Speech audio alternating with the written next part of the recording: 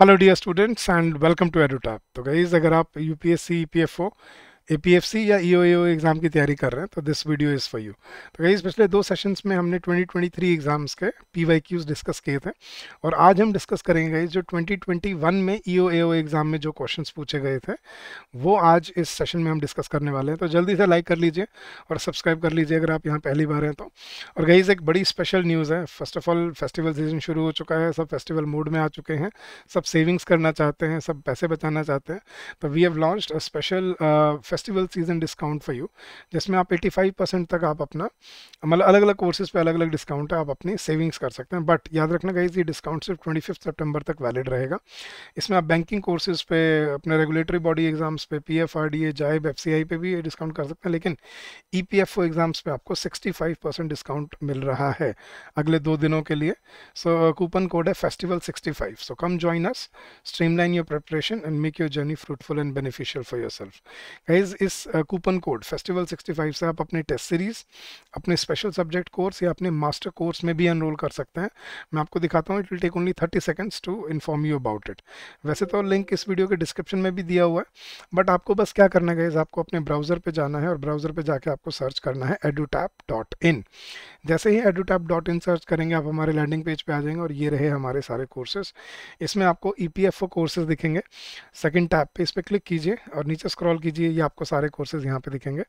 तो तो ये रहा आपका लाइव क्रैश कोर्स जो आप यूज़ कर सकते हो अपने प्रिपरेशन के लिए। आपकी टेस्ट सीरीज़ पे आपको 85% डिस्काउंट मिल रहा है। स्पेशल सब्जेक्ट कोर्सेज पे आपके लाइव क्रैश कोर्स पे 65% डिस्काउंट मिल रहा है बाय द कूपन कोड फेस्टिवल65। आपके मास्टर कोर्स पे आपको फ्लैट 65% डिस्काउंट मिल रहा है and the coupon code is फेस्टिवल65। इसमें आपको ये है एक वन स्टॉप सॉल्यूशन आपके सभी एग्जाम के लिए। ठीक है, इसमें आपको लाइव क्लासेस भी मिलेंगी क्रैश कोर्स वाली, इसमें कॉन्सेप्ट क्लासेस भी मिलेंगी, इसमें कॉन्सेप्ट नोट्स भी हैं, चैप्टर वाइज टेस्ट भी हैं, सॉल्व पीवाईक्यूज भी है, फुल लेंथ टेस्ट भी है, सब कुछ इसके अंदर आपको इंक्लूडेड मिलता है and you can avail this course for just 3300 rupees. ठीक है, इस डिस्काउंट पे। सो इससे चीप, इससे इजी कुछ नहीं हो सकता मेरे ख्याल से। And you can avail it for 1 year, तो अगले 1 साल तक ये वैलिड रहेगा और आप अगले साल सितंबर तक इसको यूज़ कर सकते हो, जितनी बार चाहो उतनी बार देख सकते हो। और इसमें गाइडेंस आपको, full length test, PYQs, chapter wise test, mock test, आपकी डाउट एंड क्वेरी रेजोल्यूशन, सब कुछ आपको मिलता है। और मेरे कहने पे मत जाइएगा, इस नीचे आइए और यहाँ पे आपको सारी आपको डेमो क्लासेस मिलेंगी, गवर्नेंस की, अकाउंटेंसी, सोशल सिक्योरिटी, क्वांट्स। एक बार देखिए इनको और फिर डिसाइड कीजिए कि हमें कोर्स बेनिफिट करेगा या नहीं करेगा और फिर अपना डिसीजन लीजिए। चलिए, तो ये तो था अपने कोर्सेज के बारे में। अब चलते हैं अपने क्वेश्चंस पे। तो गाइस, पीवाईक्यूज जो 2021 में आते थे, मतलब 21 तक बिल्कुल अलग पैटर्न था इस पेपर का। इस 21 तक वो 5 सिनोनिम पूछते थे, 5 एंटोनिम पूछते थे, 5 वो एरर डिटेक्शन के क्वेश्चन पूछते थे, 5 फिल इन द ब्लैंक्स पूछते थे। बड़ा सिंपल होता था। ठीक है, इसमें टोटल करने में 10 मिनट नहीं लगते थे इसमें। लेकिन 23 में उन्होंने क्या किया, पैटर्न चेंज कर दिया। बट जस्ट इन केस आपकी बार यू डोंट नो क्या पैटर्न आएगा, तो ये भी प्रैक्टिस कर लेना चाहिए, बुरा नहीं है। तो guys, take it as a practice session, as an understanding के कैसे क्वेश्चन पास्ट में आते रहे हैं, किस लेवल, डिफिकल्टी लेवल। बट ये ईओएओ का एग्जाम है।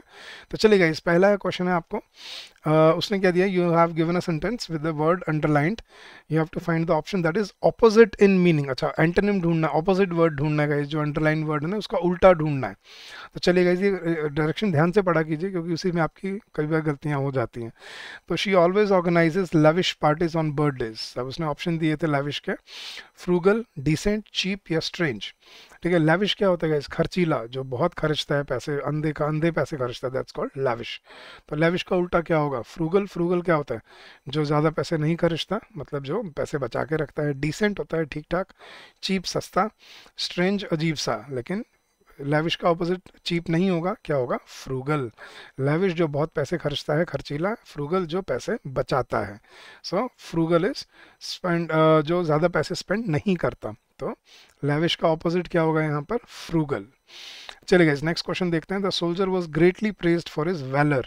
वैलर क्या होता है गाइस, मतलब उसकी बहादुरी, ठीक है, जो उसका शौर्य जिसको हम बोलते हैं, शौर्य इज वैलर। तो he was praised for his valour. अब वैलर का उल्टा क्या होगा गाइस, ऑपोजिट, हमें ऑपोजिट ही ढूंढना है ना। हाँ, तो क्लमजीनेस, क्लमजीनेस क्या होता है गाइस, गंदगा, गंदी, मतलब जो वो होता है, डर्टी होता है, उसको क्लमजी बोलते हैं।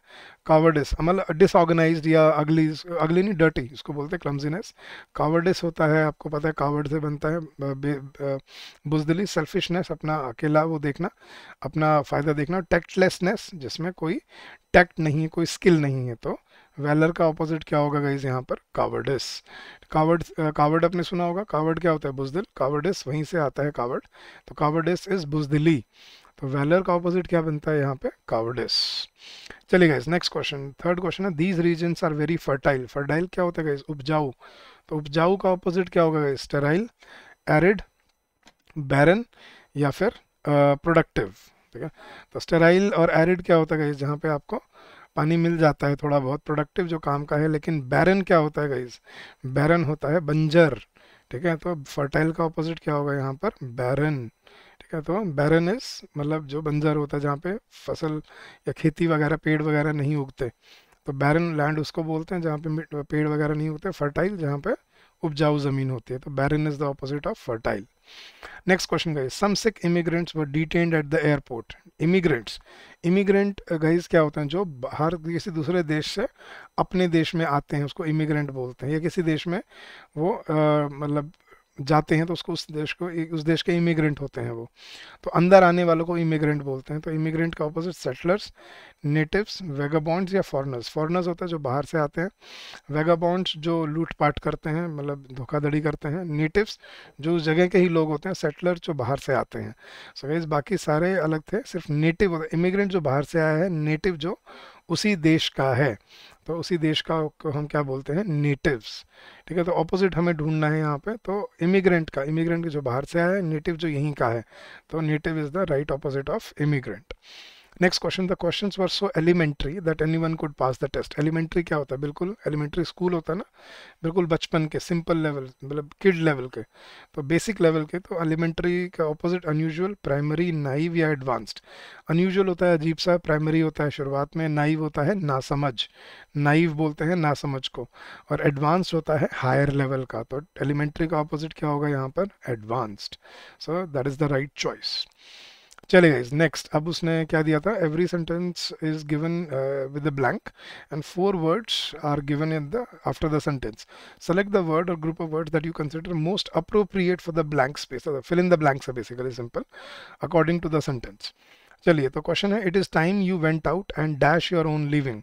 तो सब वक्त हो चुका है कि तुम्हें अब बाहर निकल के अपने खुद की कमाई करनी, खुद की ज़िंदगी कमानी चाहिए। तो it is time you went out and afford, earned, gained या वॉन। वॉन होता है जीतना, गेन होता है लाभ लेना, अफोर्ड होता है किसी चीज़ को अफोर्ड करना, मतलब हम पैसे से कोई चीज़ अफोर्ड करते हैं, लेकिन अपनी ज़िंदगी को कमाया जाता है। So it is time you went out and earned your own living आएगा यहाँ पे, कि अपनी रोज़ी रोटी खुद कमाओ, अपनी रोज़गारी खुद कमाओ। तो कमाना होता है, अफोर्ड करना नहीं होता, कमाना। So earned is the right word है। So it is time you went out and earned your own living. Next, the elephant fell into a dash the hunters had set. कि हाथी एक हंटर्स के बिछाए हुए जाल में फंस गया। तो ट्रैक, ट्रैप, ट्रिक या ट्रंक। ट्रंक तो होता है सूंड, ठीक है, या ट्री ट्रंक होता है, ट्री का तना। ट्रिक होती है चाल, चाल में फंस गया, ट्रैक में फंस गया, ट्रैप में। तो द हैड सेट, सेट किया हुआ था, तो ट्रैक, ट्रैप को सेट किया जाता है, मतलब उसके अंदर फंस जाना। ट्रिक होता है चाल, चाल में फंसना। हाथी क्या चाल में फंसेगा, हाथी तो जाल में फंसेगा।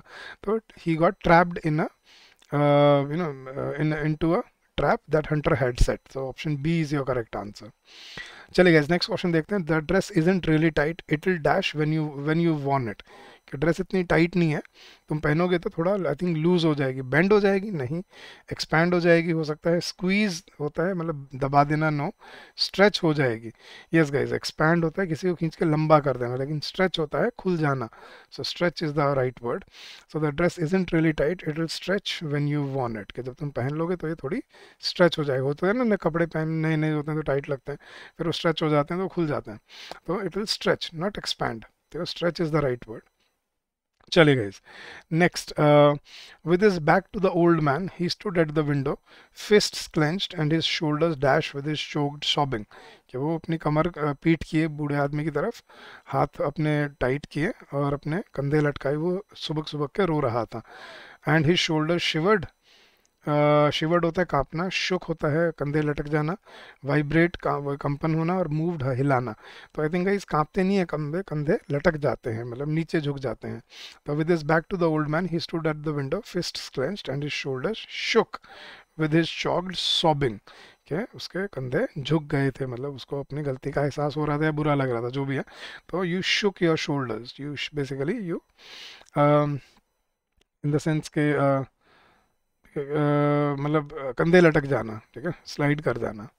Next question guys, question number 10. The bereaved, bereaved होता है जो दुखियाली, जो दुख मना रही होती है. The bereaved mother proudly received the gallantry award dash her brave son who had laid down his life in the recent war.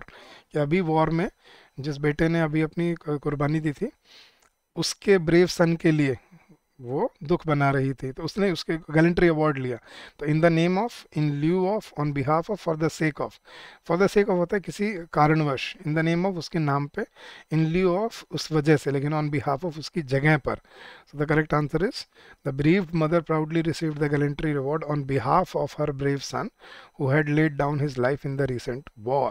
So on behalf of is the right word. उसके जगह पे उसकी माँ ने गैलेंट्री अवार्ड लिया.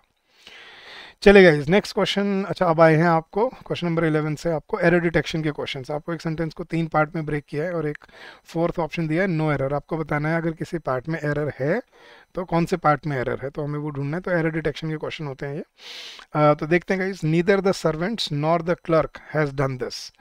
तो guys अब neither nor में क्या रूल होता है?